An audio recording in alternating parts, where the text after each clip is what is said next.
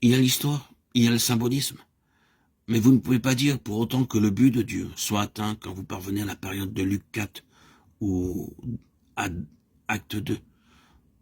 En dehors du domaine historique, cela servit à son dessein comme étant l'illustration de la jalousie de Dieu pour ses témoignages, ses ordonnances, ses sabbats. Israël est un grand exemple de la jalousie de Dieu, mais aussi de sa grâce.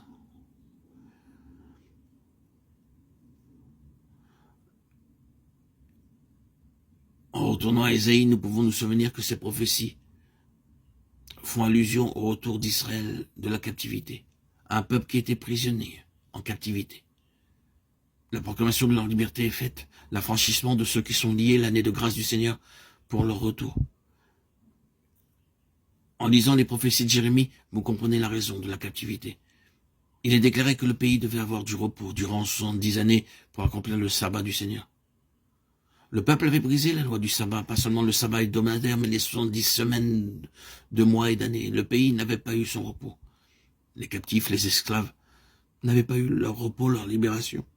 Le peuple se moquait ouvertement de la loi du sabbat. Ésaïe 58 dit qu'ils avaient tourné son jour saint en un jour férié pour en faire un jour pour leur propre plaisir. Ils brisaient la loi du sabbat. À cause de sa signification, cela ne pouvait pas être fait en toute impunité.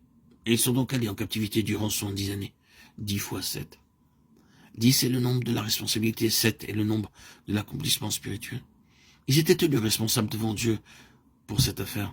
Jérémie leur rappelle cela bon nombre de fois et sous la conduite du Seigneur, il leur a déclaré qu'ils devraient passer par ces 70 années de captivité.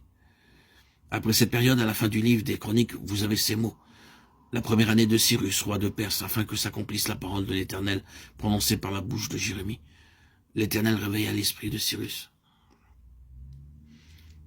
roi de Perse, qui fit faire de vive voix et par écrit cette publication dans tout son royaume de Chroniques 36-22. L'année de grâce du Seigneur est arrivée et ils sont revenus de la captivité.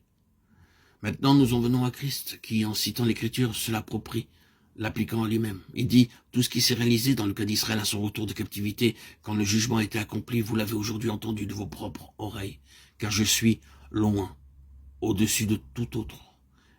Et le dessein même de mon onction est de proclamer sur la base du jugement accompli la liberté pour les captifs. Il était passé par le Jourdain, c'est le 4e chapitre de Luc. Le jugement de façon symbolique a été placé sur lui. Et il est allé tout au fond de la mort, sous l'accablant tourbillon de la colère de Dieu. Le jugement s'est accompli. C'est pourquoi il vient et déclare l'Esprit du Seigneur est sur moi pour proclamer la liberté, l'année de grâce du Seigneur. C'est l'évangile de la gloire du Dieu satisfait, le Dieu béni.